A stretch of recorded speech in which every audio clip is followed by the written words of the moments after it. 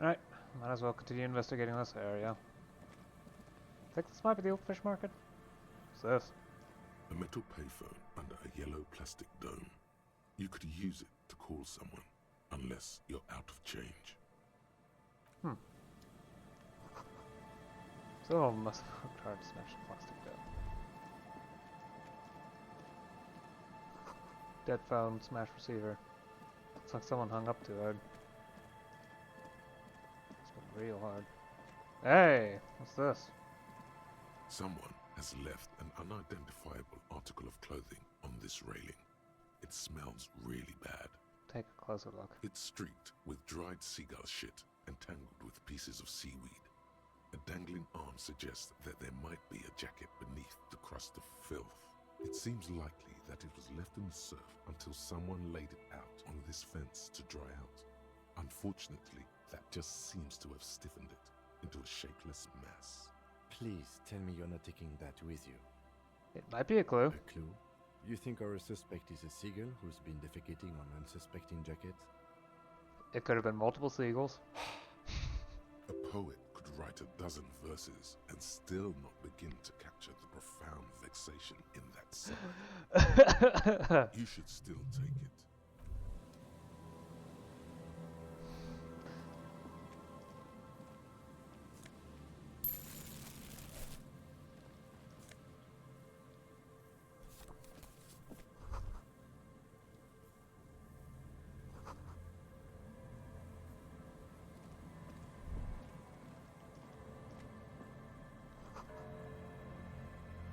It hasn't been used for a decade.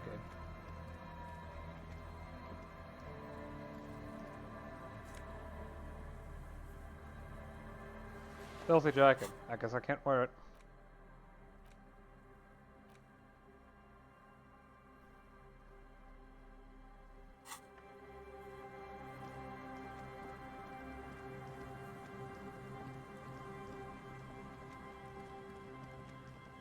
Oh, this area is walkable quite a distance.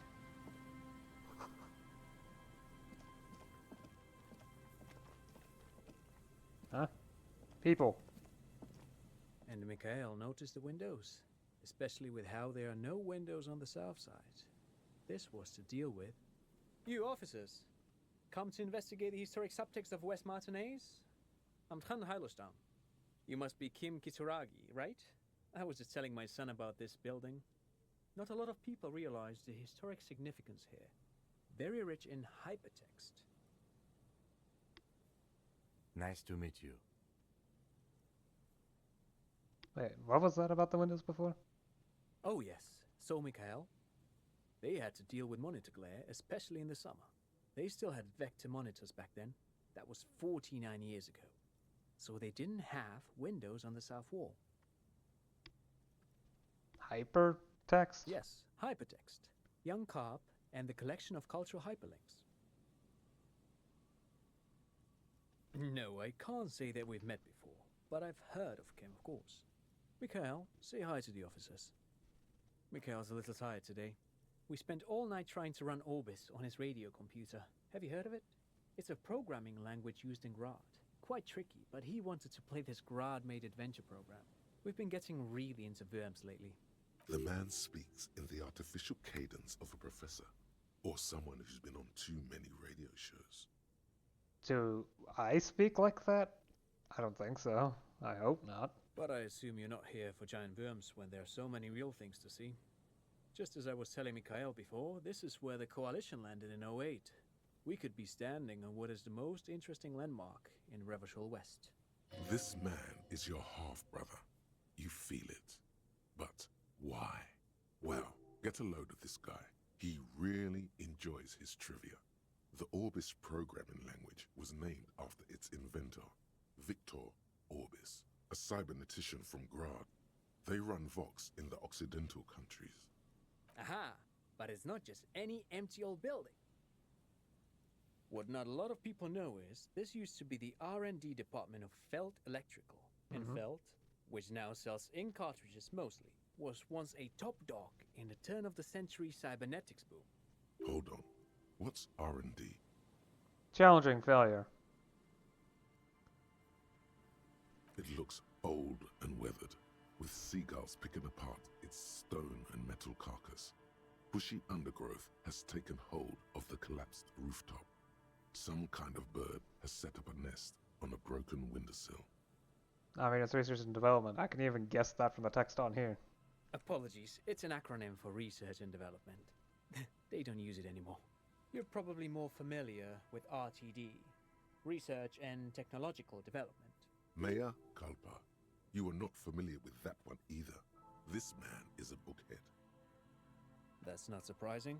Only a vestigial ink cartridge and ferrotape manufacturer remains. They started out as a midway electronics outfit in Königstein 2 centuries ago. After an aggressive move to Revachol, Feld became a global player in the emerging personal electronics market of the pre-revolutionary era. Still, Tricentennial was beating them in business machines. But Feld had an ace up their sleeve, or should I say they were developing an ace up their sleeve? I'm mixing my metaphors here. It was here in Martinaise, possibly in this very building, that they developed prototypes for a tape computer. A tape computer? An elegant folding mechanism of rollers and ferrotape ribbons, portable enough to be a take-it-home solution. Revolutionizing business machines, possibly even bring them to the average consumer, which is a feat of engineering even today's giants, Rehm, ICN and ZAM, haven't achieved yet. What happened? Indeed. What? The revolution! Unfortunately, their moonshot project never made it to the market. Feld's move to Revachol backfired. The revolutionary government liquefied their assets and expropriated those very advanced prototypes, possibly from this very building, or one of the adjacent ruins. All of this was built by Feld, even a boardwalk. Wild Pines built Martinaise proper as a resort for their middle management. Feld built this side of town for R&D. What happened to the engineers? Oh, I'm afraid it didn't end well for the boys. But this story is a bit too dark for little Mikhail here. Now, if you were to ask about tape computers... He means that the boys got shot by the communists. The boys were bourgeois. Tape computers.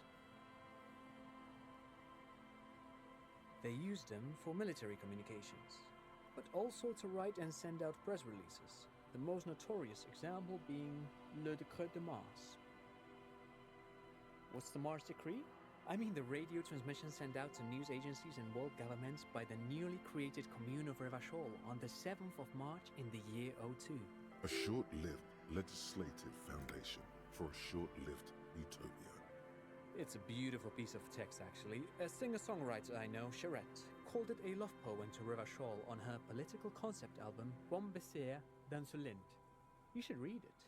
Every local library in Revachol stocks a copy of the decree. I tried to get Mikhail to memorize it. Tried to. Someone was much too interested in worms to be paying any attention. The kid takes a peek at the green and silver worm on the cover of the book, already forgetting about this part of the discussion. How do those tape computers work? Do they work like radio computers? Actually, no one knows. No one even knows what a computer made entirely of tape would look like. But word has it, they were very elegant, exquisite, alien-looking turn-of-the-century hardware. I imagine it would look something like the supercomputers that NASA had during the Apollo era, and before. They're massive, but very powerful. And with the right technology, and, well, yeah.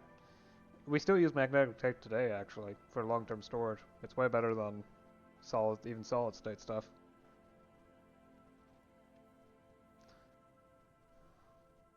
And cassette tape, for example, is another thing. I can't imagine developing a computer that can actually run entirely off of tape. Different from whatever a radio computer is. That, I don't know what it is. That's probably some sort of development that occurred in the Elysium universe that did not actually occur in the first place in our universe. We at least have someone try to make a mechanical computer. A computer that works off of radio waves? That's, yeah. Buckle up.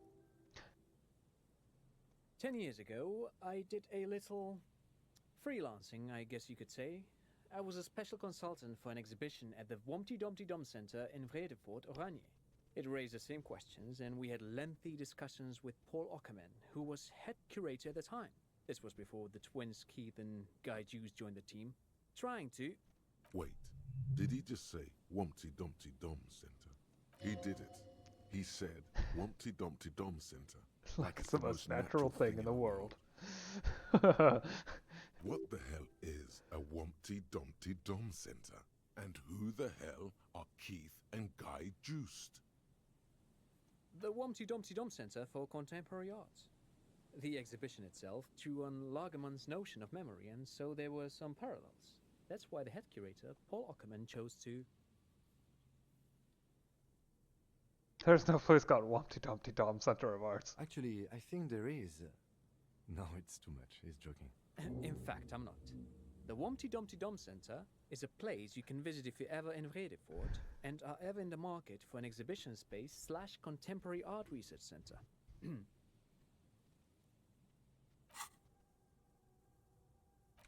It's Wednesday evening and something heinously exciting is underway. People have gathered beneath the billowing roof of an oddly shaped trophy building,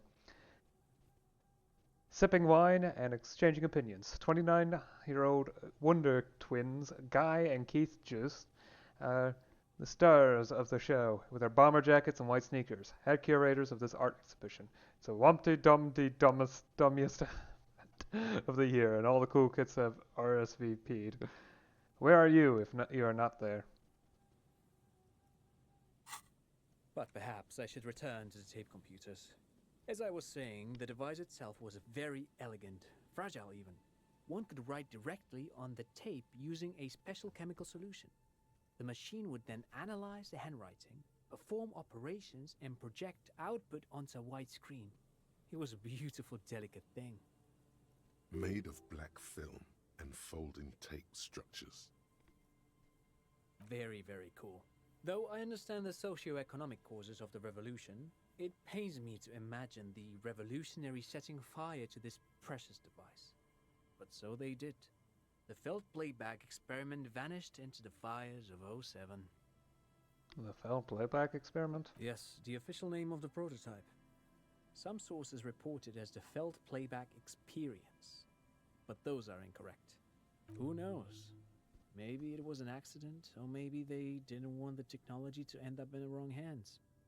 Either way, they're all gone now. All 3 versions of the prototype.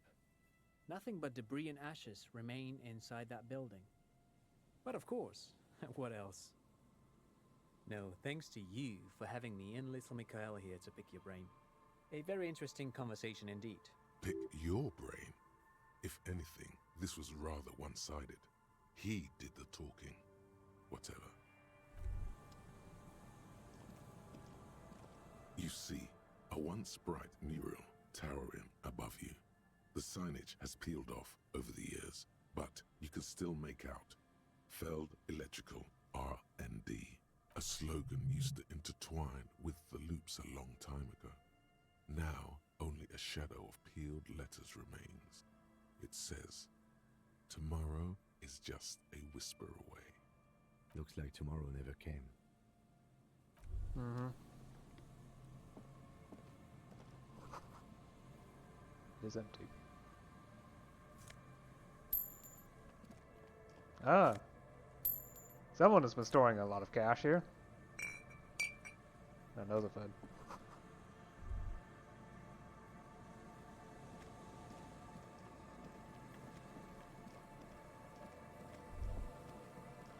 Down here. And into this area. Okay. Figure I can't walk. Oh, I can walk past here. Huh.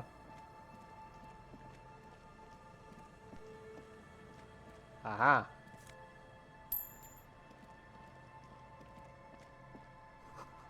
No boat in the boathouse today. Oversized superstar glasses. Oh, they're cool. After all, they give +1 saver fare. Is your own star time too dazzling for your eyes? Can't bear to look at your own fabulous reflection in the mirror? Then these classic oversized sunglasses are for you.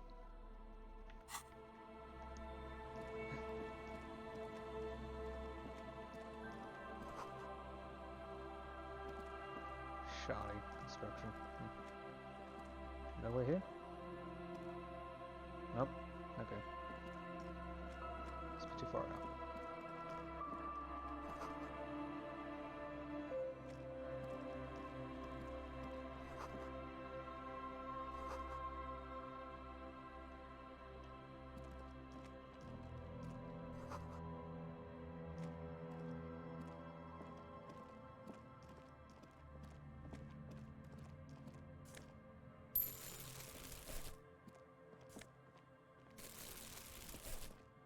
Coins.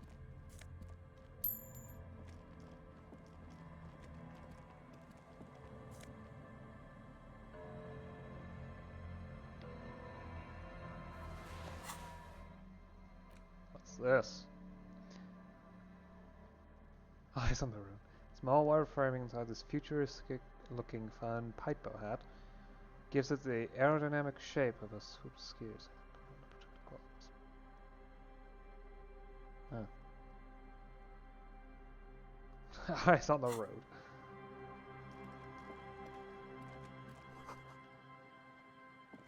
Not only barred shut, but inaccessible. Something of interest here. Is that a mural? A scattering of bullet holes is spread across the cracked wall, reaching from one corner to the other. A row of ghostly shades stand facing the wall. There are many of them, a dozen at least, their heads lowered and eyes blindfolded.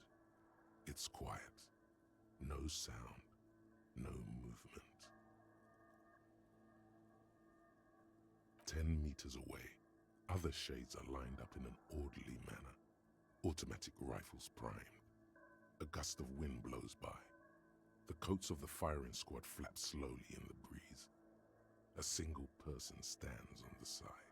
Snowflakes fall on the wooden planks and the surrounding sand dunes, covering the land with the white of innocence. A long time has passed since the moment of this fusillading. Rain and brine have since washed all the blood away. Not a trace remains. The abundance of bullet holes leads to two options.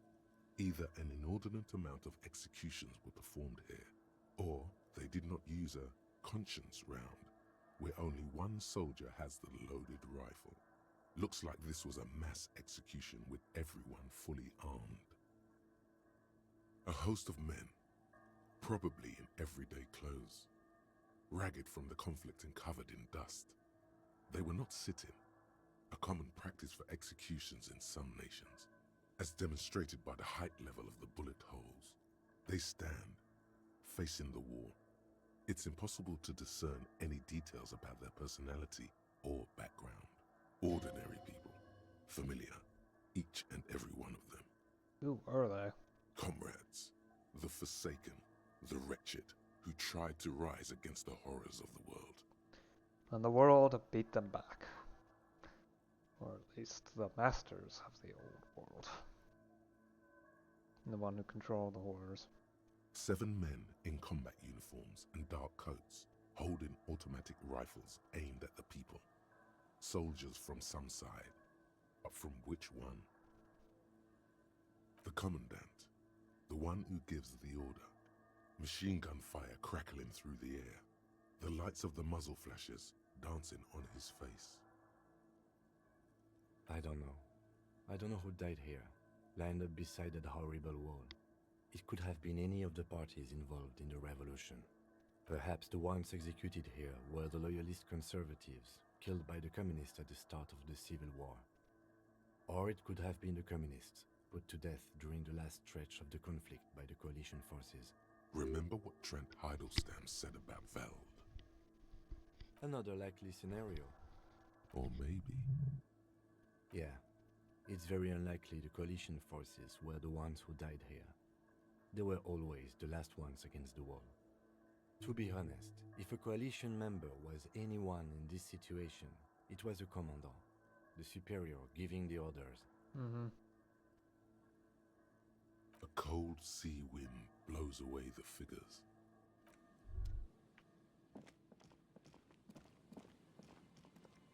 Oh, this wasn't there before.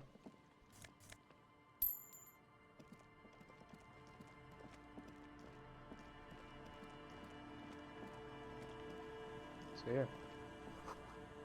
Section of the coast hasn't been used in decades. Yeah, that sounds about right.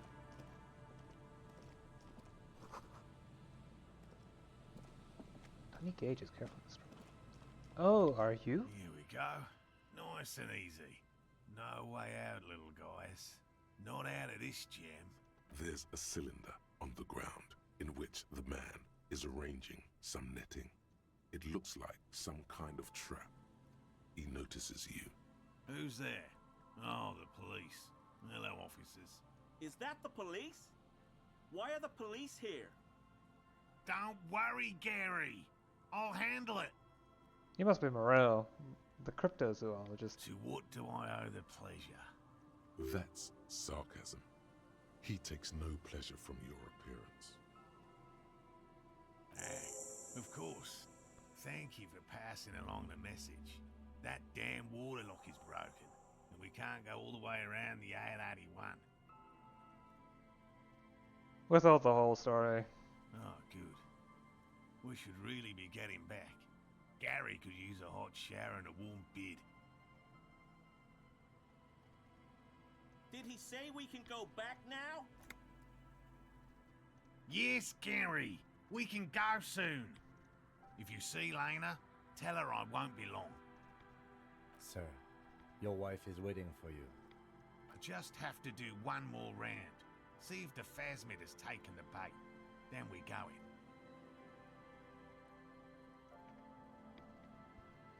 Tell me about this phasmid you're looking for. Well, first of all, it's damn difficult to find, which is why we've been knee-deep in the reeds laying traps for it. How big is this phasmid? I'm expecting it to be quite giant. One known species of phasmid, called the Megaphasmodea zoensis, is about the size of a grown man's forearm. So, Most insects don't grow that large since they don't have proper lungs to get oxygen from. Provides an upper limit based upon the oxygen content of the air. Lungs do the same too, but it's much higher. It's why we can have whales. Seems puny, to be honest.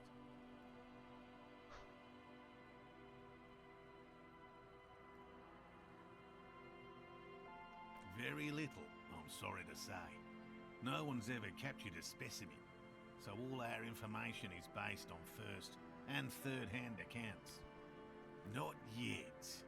That's what makes it a cryptid. Just out of curiosity, if there's no proof of its existence, how do you know it's real? I know it's real.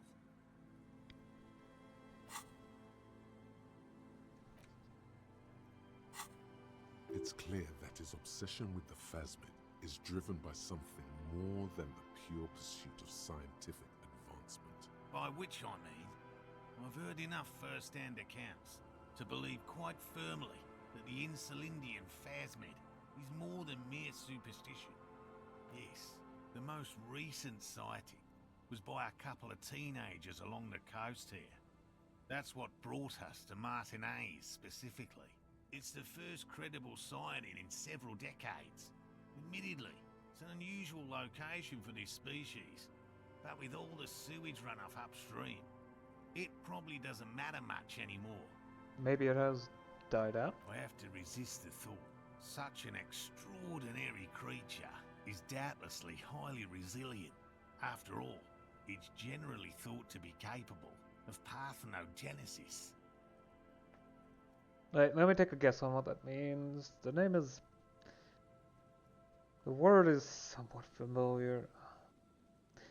Is this ability to reproduce from cut off portions of itself? Yes. The females don't need males to reproduce.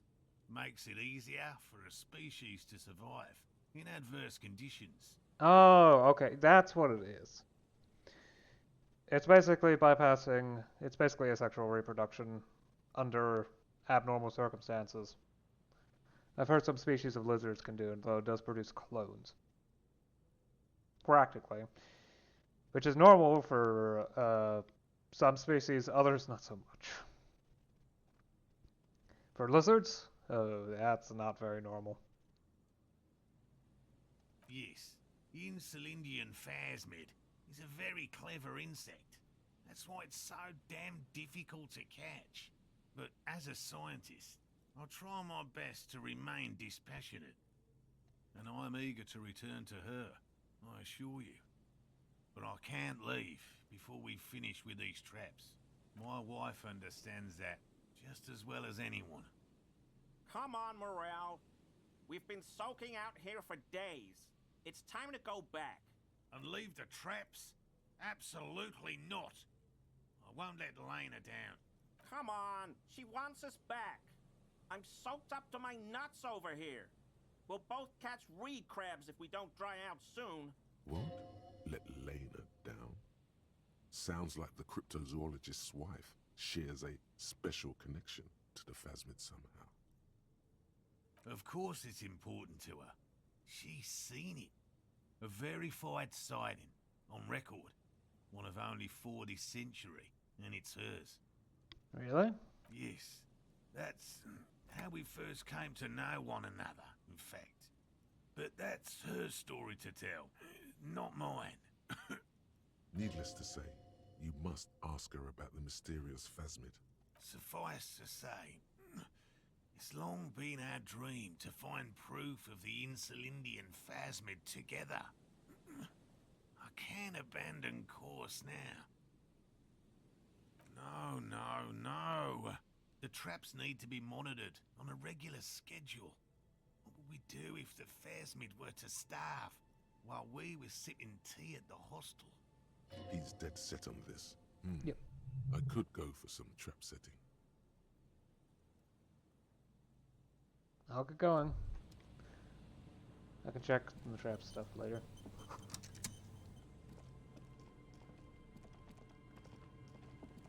That patch of reeds over there, it's a great place to hide something. Kind of out of the way, being so close to the water. What is this about? Nothing. Just a hunch. The hunch passes, leaving you there, by the old boy bobbing in the water. Time to go. Huh. That might be useful in the future. I'll have to see if I can actually remember that myself. There's nothing over there.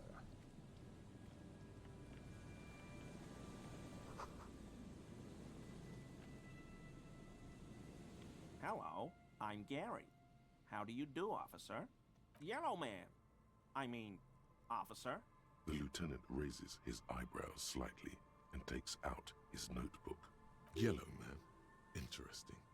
This is something to ask him about, after a little probing first. I mean, the name, the crypto-fascist, gives it away. I'm just waiting for my friend Morel to finish up with his insect traps so we can return to civilization. Not a lover of the great outdoors? I like nature, just not this bloody coast. It's mostly drunks and degenerates that come here. Degenerates. Degenerates. This man respects authority too much. To see the truth inscribed upon thine own visage. Pretend thou art a paragon of virtue.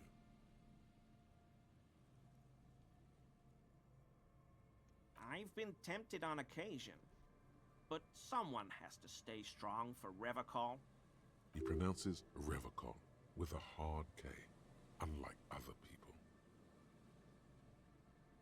You said Revacol? I like to pronounce it the hard way. The old way. The Vespertine way. He winks at you, trying to relay some hidden message, inviting you to mispronounce it too, perhaps. It's odd. It's a secret rite. A very fringe nationalist handshake, probably. Are you a cryptozoologist too? No. I help Morel with research sometimes, and I've learned some things along the way. But I don't usually go in for picnics like this on my own. You're surprised to see my colleague, Lieutenant Kitsuragi. Or should I whip out the mug now? Is this your mug? My mug? Why would you think that?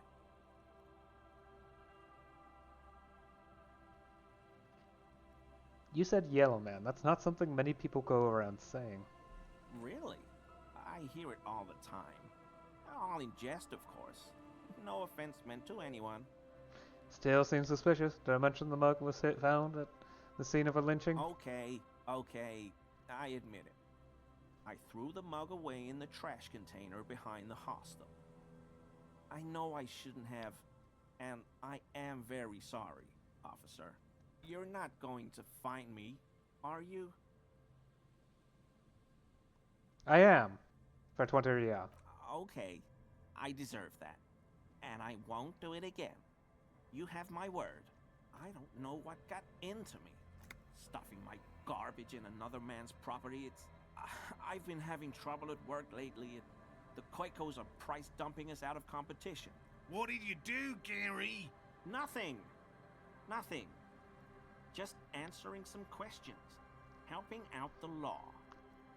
How did you get into the trash container? I know a guy who works with the trash collection services. CS Municipal. He gave me a master key for the trash containers of Martinaise.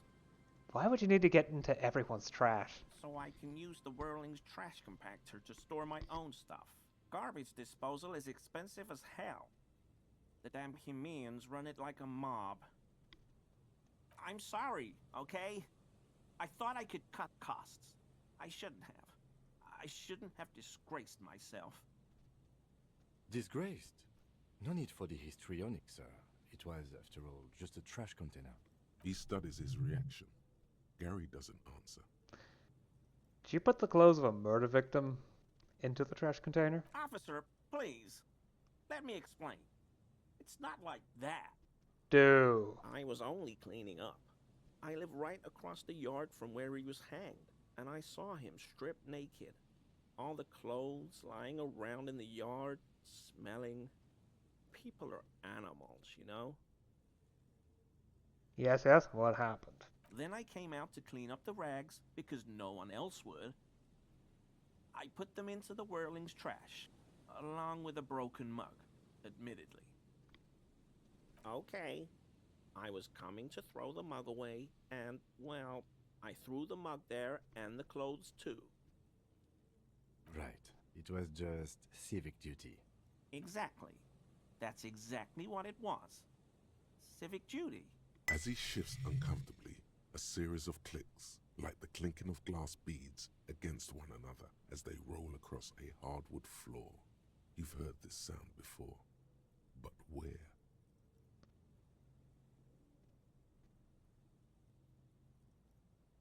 Wait a minute. You wouldn't know anything about the victim's missing armor, would you? Armor? No. I mean, yes. Of course. I know he was wearing armor, but I don't know anything about it. An infant could see he's not telling the truth, but he's too scared to admit more wrongdoing. What's that strange sound? What sound? That clinking I just heard when you moved. Really? There's lots of weird stuff out here in the reeds, though. Insects, trash. Could be the wind shifting some garbage nearby. Shiver's going to chime in? Every day, the wind shifts the reeds and whatever was left in them. Tambourines and condom wrappers, plastic and glass bottles, the smell of decay. I hope I could help your investigation, in my small way.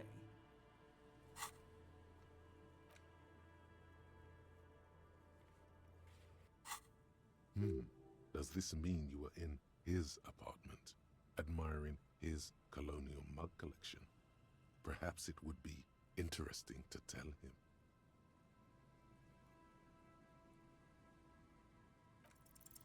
Is he? Nope. He's looking comfortable enough. Maybe it was just beads. Sounded like beads. But what kind of beads might a man like Gary be hiding beneath his clothes? I don't pray, officer. Faith in non-existent helpers is a sign of weakness. Not for proper Revocolian men such as ourselves. Do you know anything about the man hanged behind the whirling and rags? I told you everything I know, sir. I'm truly sorry for the mug, but I have nothing to do with that. Uncomfortable shifting around doesn't make him the killer, though. It's something else. You were surprised to see my colleague. Not many Sealites here, or anywhere, other than Sale. I meant no offense, truly. The lieutenant is a native of Revershaw. Oh, yes. Of course he is. I was just speaking about his connections. Let's change the subject, okay? So, Gary, you live nearby in an apartment in Martinaise? Sure do, officer. His eyes narrow slightly. He's wondering where this is going. And you're a big man from Heimdall? How?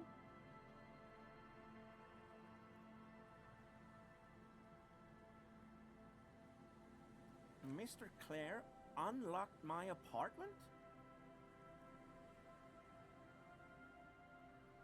Don't worry, I didn't go in. So you work for Everard Clare? Officer, please tell him we're good. No, tell him I'll make it up to him. What have I done? He'll send the muscle after me. Yeah, I don't know what it was, but he doesn't like you. I was probably talking too loud in the whirling the other night. About some theories. Stupid. Shouldn't have run my mouth loud like that. I won't do it again. If there's anything I can do to assist you, or the Union, just ask, okay? I'll try to help if I can. This scared him proper. He's positively melting from fear. Has to prop himself up with a lot of anger to keep it together. The weather vane has turned. He cannot be unturned. He clearly liked his squirming. He may even have changed his mind about the whole door-opening operation. Okay, he keeps shifting uncomfortably, but you can't make head or tail of this sound. And honestly, it's rude to stare, so stop. Fine. I'll come back to that later. I don't see the need to use another skill point on Composer just yet. Well,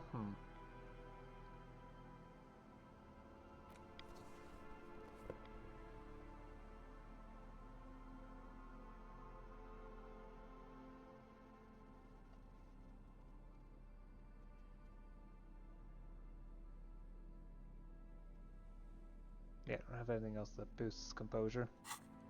I don't think changing clothes is enough to do that, so... Is it?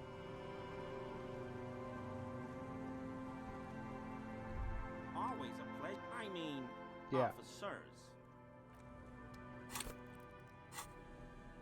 Fine, I'll go put these back on. That's hard to see.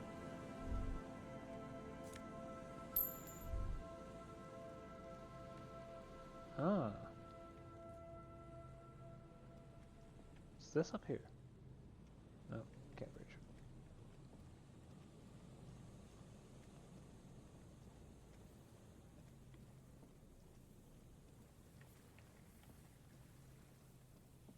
Oh, at least I found the cryptozoologist.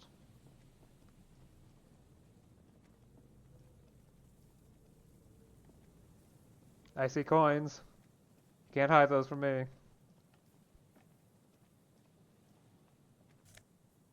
Tear. I'll gladly take it.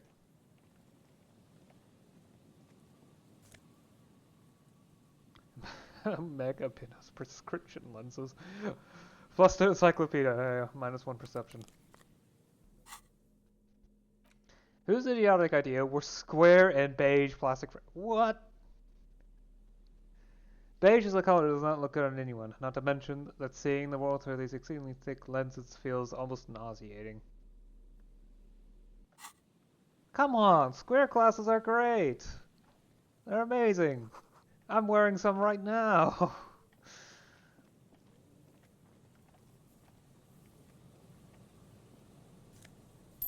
Although I will admit beige is not a great color. Green, on the other hand. Let's open and empty. Oh, there's a lock on The there. smell. It's awful and familiar. What is Don't you recognize it? That hideous pungency. That faintly cloying sweetness. Only death smells like that. Oh, Something cold wakes in the pit of your stomach. Fear. It is death. It must be. something's The not right here. lieutenant has already brought a handkerchief to his nose.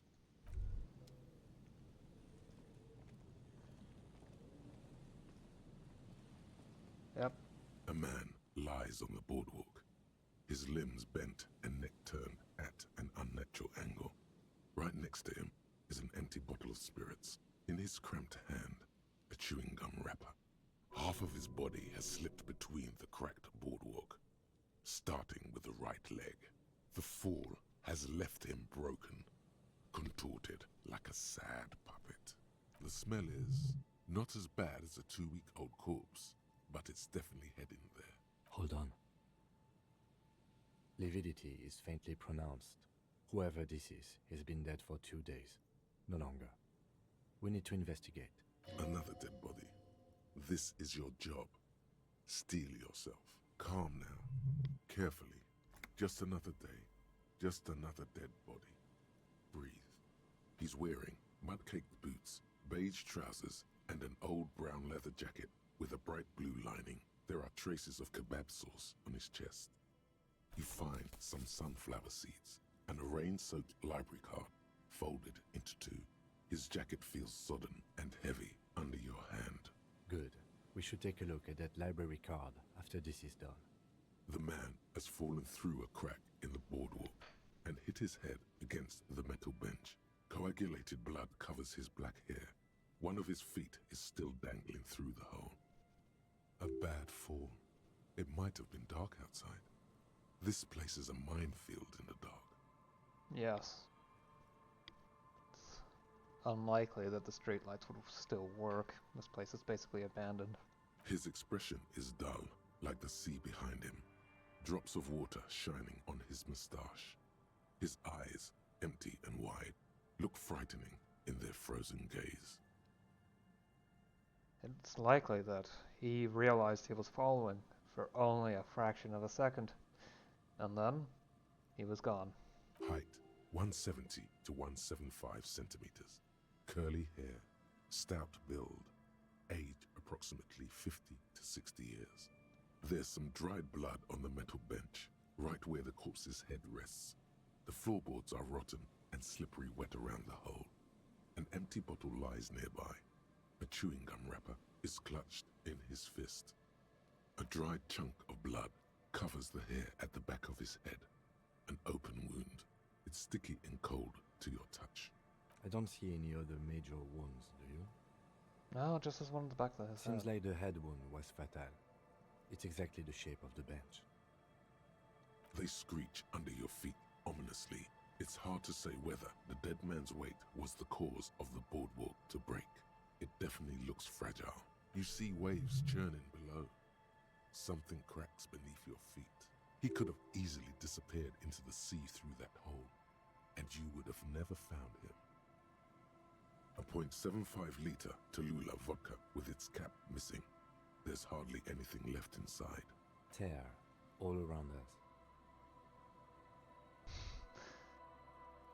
Then you're... Yeah, I'd prefer if you didn't collect them this time. It's not proper. yeah. True. It feels disrespectful. Grabowski spearmint chewing gum. Green leaves on the cover. The man's mouth is half agape from the terror of the fall. Look in. The blackness of death. Stench. You think you see white chewing gum too. Confirmed. Nearly the whole pack is there. Solidified on his lower rear teeth. He ate the whole pack, right? It's to cover the smell of alcohol before going home. The worst thing is, He never arrived. I've seen it before. Almost the same scenario. Even the chewing gum. It's always the same. The entire boardwalk creaks in the wind as you take a step back. Who is this man? Looks like one of the locals. He'd have to know this spot to come here. You don't just walk over here. Well, unless you're us. But that's just a lazy assumption. What do you think? This is an omen, a sign from above. Don't start drinking again. Looks just like me. Well, At least you're not married. Or what if you are? But let's try to not run ahead. For now, all we know is that he's an unidentified middle-aged man found dead on the Martinaise boardwalk. What do you think happened here? Death by misadventure. He slipped and fell through the boardwalk. A truly unfortunate accident. If it wouldn't have been for that bench, he'd be alive. Maybe, or he could have... What about the kebab? What about it? The deceased ate some kebab. It's probably from a nearby place, maybe in the parks. Sometimes a kebab is just a kebab. Do you think he was drunk? Oh yes. What about alcohol poisoning and liver failure? Some symptoms of acute alcohol poisoning could have definitely played a role here. Severe confusion, respiratory depression, unpredictable behavior. But I think that death arrived through head trauma, not liver failure. Right. It does seem to be a pretty straightforward misadventure, although there's still a question of identifying the body. What should we do with him? From where I stand, I can see two options.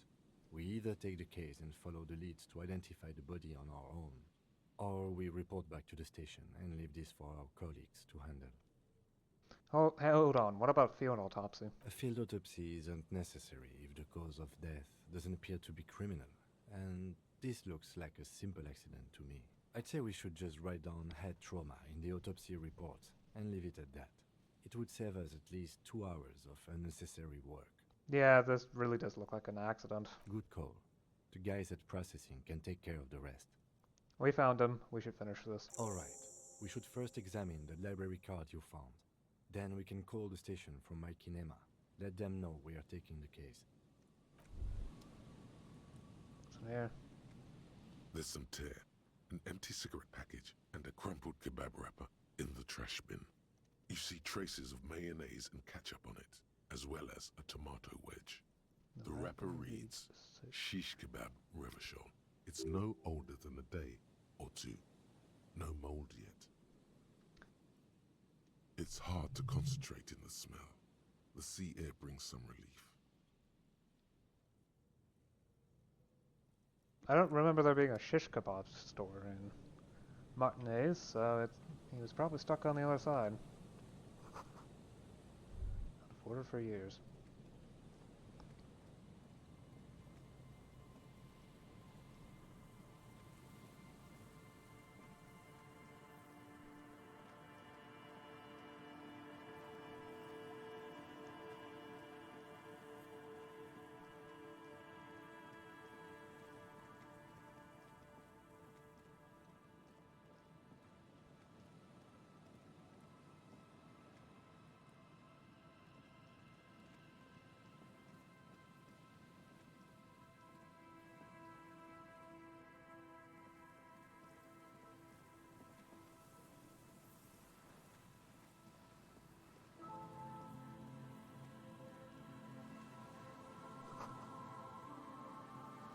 Oh, what's this?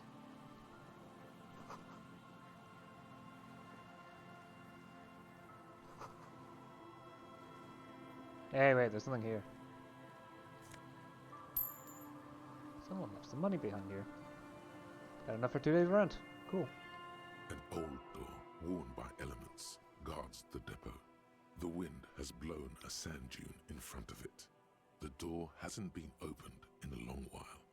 You see a handle. What is this thing, anyway? It's military. A service depot of some sort. Probably something that is no longer there. Perhaps a submarine. Something equivalent. Open the door.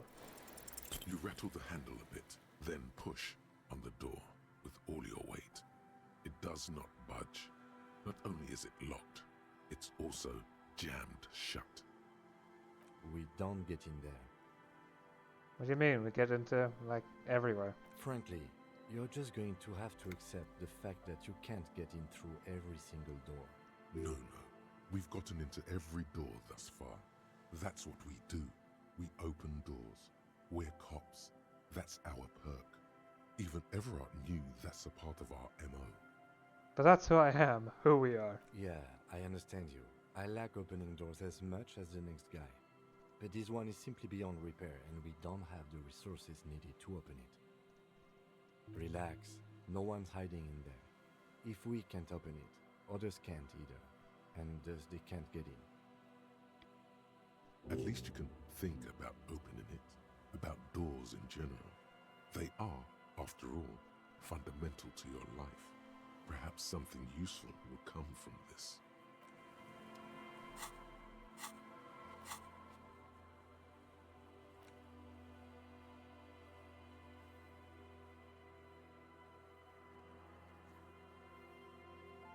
Ah, the cargo container door came back.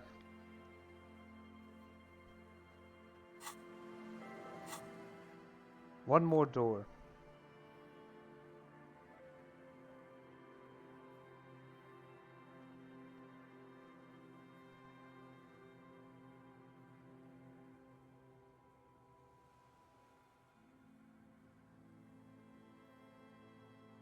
Just looking at these.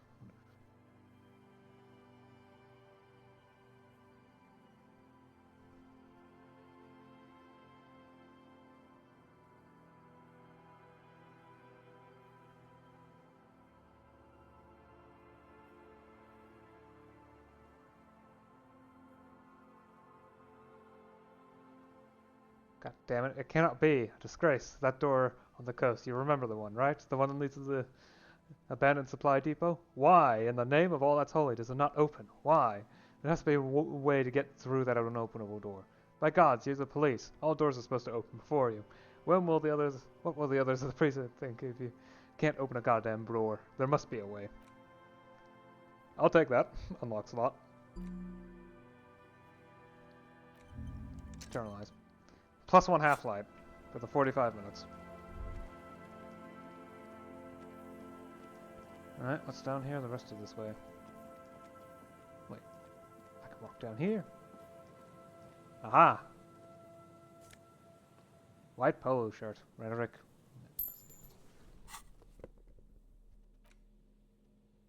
What's polo anyway? No, really. What the hell is polo?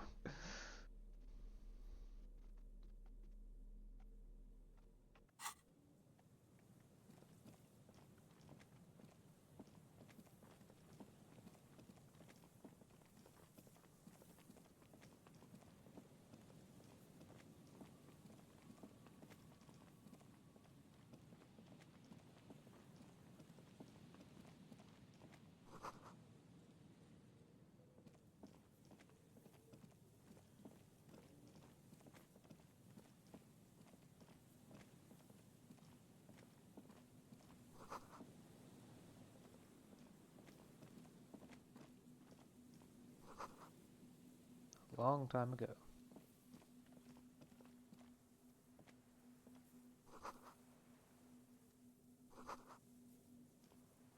Two rusted declines. Years. Post trails. Scented scarf. Plus 1 shivers. Minus 2 physical. Allergies.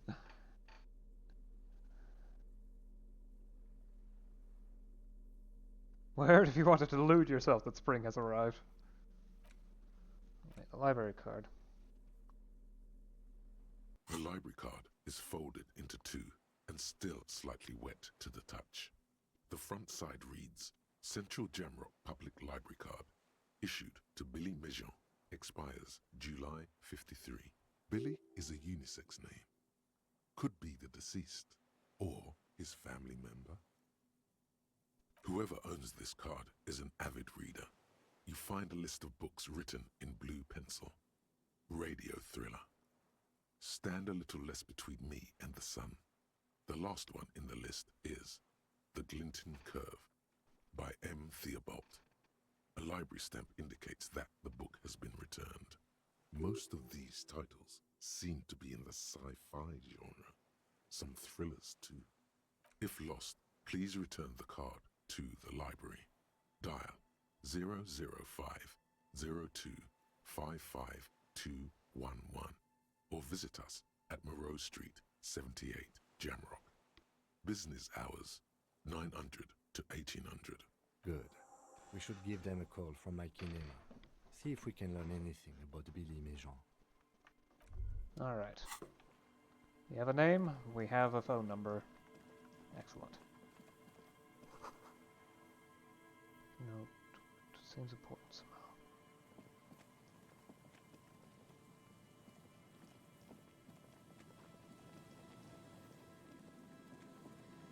Yeah, this place, nothing else here as far as I can see.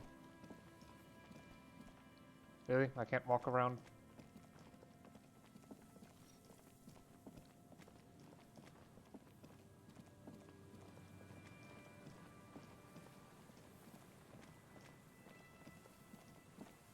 Yeah, there's an area I can't reach from here. That's not correct.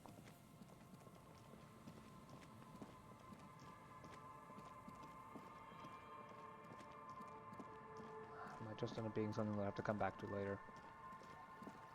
Huh? Treasures? Look inside.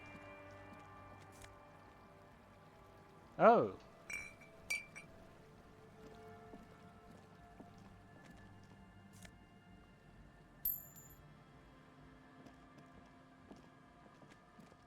Oh, I can walk under here. Okay.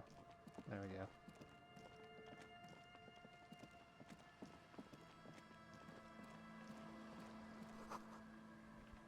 Taking a lot of patience to do this.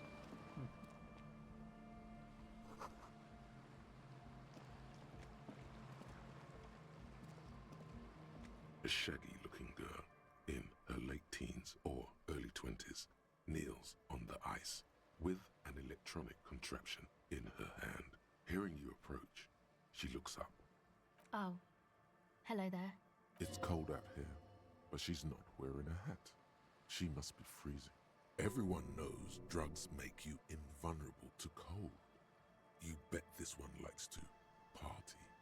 Where's your hat? Huh? Maybe she didn't hear you. A little louder. So should you. I should. And I do. Oh. I didn't notice that.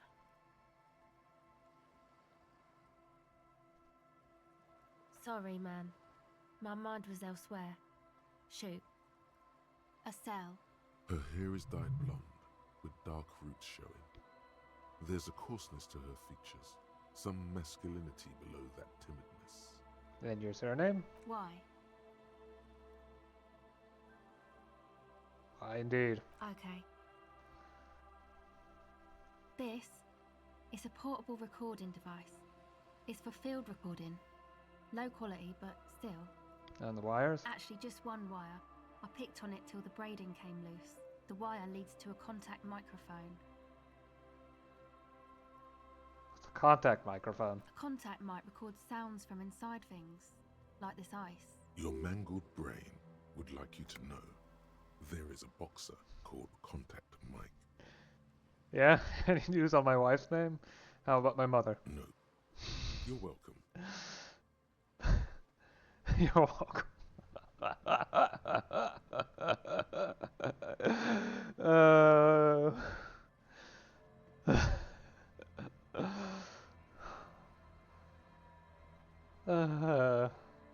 The sad part is, my mind sometimes works like this too. Does this have anything to do with Contact Mike? Yeah, I record stuff with it. No, I mean the boxer Contact Mike. No. This is a contact microphone. It's for recording inside solid objects.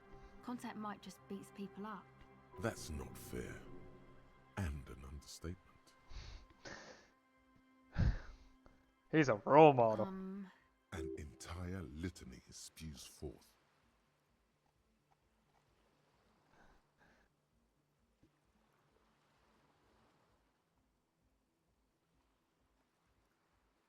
Man, you are one weird cop.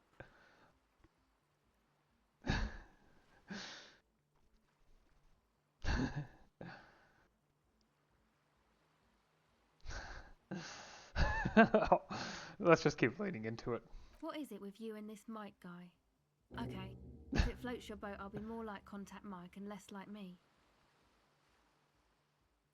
Self-respect is not meant to float any boats but your own. I'll keep that in mind for future use. Oh wow. Okay, that's there. Hard to read these with the ice in the way. It's time to once again return to the 20 things you like to say about Contact Mike. The boxer is apparently a paragon of open competition. It really doesn't get any better than this. Any better. Both inside and outside the ring. Stop. Point at someone. Someone in the distance. Point your finger at him. He will point his finger back at you. Vaulting an impossible gulf of finance and privilege. 2. I don't think I need to internalize that. Not yet. How does that thing work? The mic? I don't exactly know. Somehow it doesn't pick up vibrations from the air. The book said it only picks up structure-borne sound, if you like technobabble.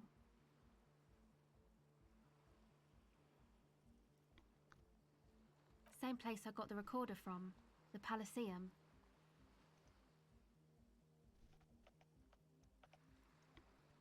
What is the Palaceum? Oh man, you haven't been to the Palaceum?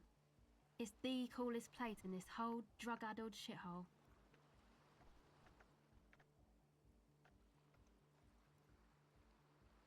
Give me a minute. There we go. It's a music club and a synthesizer workshop on Boogie Street in Jamrock. Musicians live there, like real musicians. I once saw Arno van Eyck.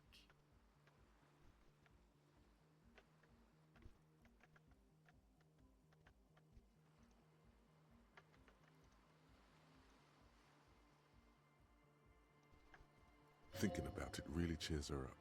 It's a long way from here, though. Sounds interesting. Who's this Arnaud guy? Oh yeah, guess you wouldn't know Van Eyck.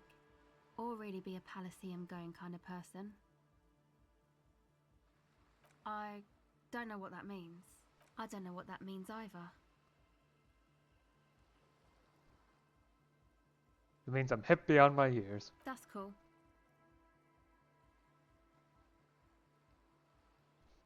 Sure.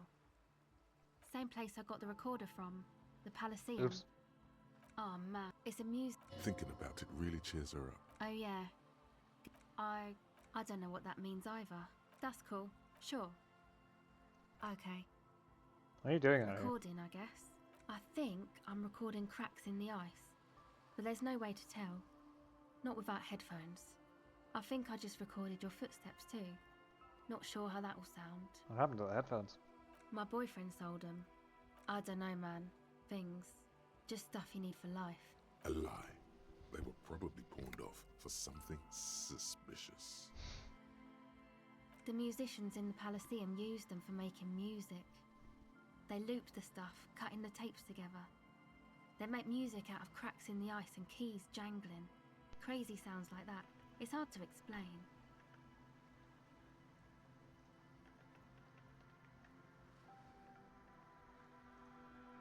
Anyway, I thought I'd make some too. It's supposed to be, like, a music place anyway.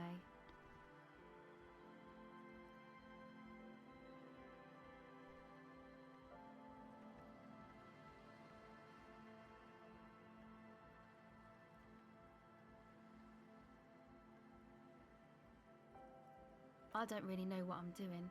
They use synthesizers too. I don't have a synthesizer. She looks at the recording device.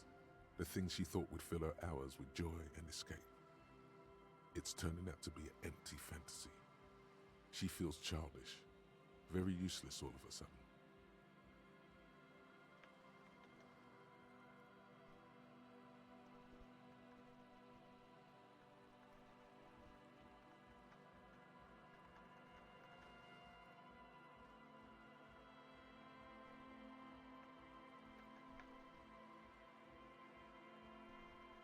Take this, your call. No, man, fuck that, I'm cool. I'm sorry I said that. I'm sorry about the fuck. It's okay.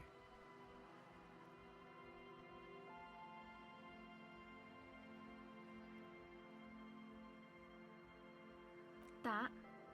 The boys think it could be a place, like the Palaceum or something. Stupid. It's really not gonna be a Palaceum, that's for sure. Yeah, Andre and the guys, they're inside, in the tent. And why is that? And why? They got too much stuff crammed in there. No room. Music stuff mostly. Like this tape recorder, but bigger. And there's piles of it. That stuff is more expensive than I am. More expensive than any of us, really. Doesn't matter. I can take the cold. Go ahead. Why? It's supposed to become like a club for anodic dance music, like that new style of synthesizer stuff they play at the Palaceum. Except that, yeah, The floorboards are twisting, and the shooting beams are slowly cracking, like bones. Far east of the Golden Delta, beyond the industrial port, there is a black patch of unlit coast with the smallest creatures on the ice. There will never be a club for anodic music here. Not in a million years. What is anodic dance music? you know, anodic, cathodic, music that's made with electronic instruments. Ah. Synthesizers and tape consoles, microcomputers too. Anything that uses electricity, but isn't guitars. Also found sounds, stuff like that. You see clear, beautiful, violent flashes of light. Light cutting through a smoke-filled darkness. That is what the future will look like, if it ever comes. I know. It's not my idea. Andre and the boys found the place. It was supposed to be deserted, but now they can't even take it. Hey, don't get me wrong, but you're cops, right? No, we're the police. Yes, why yes? Okay, well, maybe you could talk to Andre and the guys, because there are some strange things going on in that church. If you're police, you should look into it, right? Yes, the church speaks to me. I don't know why. They're inside that thing there. Well, I know exactly Would be cool why, if you but... did. Was there something else? Did you put the padlock on the church door? No, No? not really, no. She's trying to get out of a direct lie with semantic tricks. She personally didn't put the padlock on the door. Yeah, you know, that's what I meant. Noid did. Noid put the padlock on the door. Yeah, I guess you could say that. To keep more weirdos from getting in. Fucking Martinaise. I'm sorry. It's got the worst weirdos. If you get around to it, ask Andre about him, he'll tell ya. Go ahead. More like contact Mike now. Okay, bye.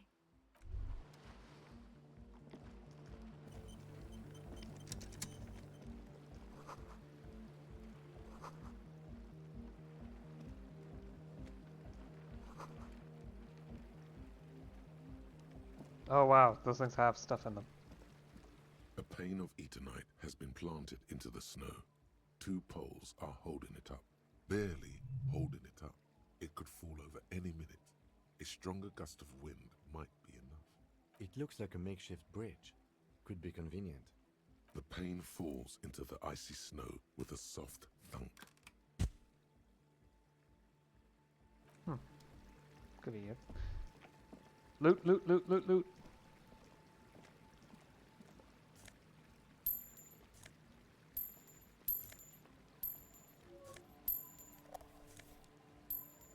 Okay.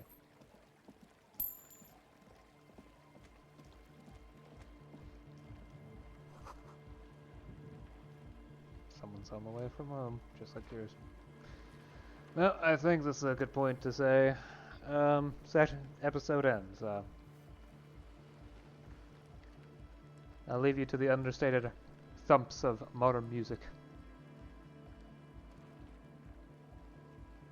Until next time.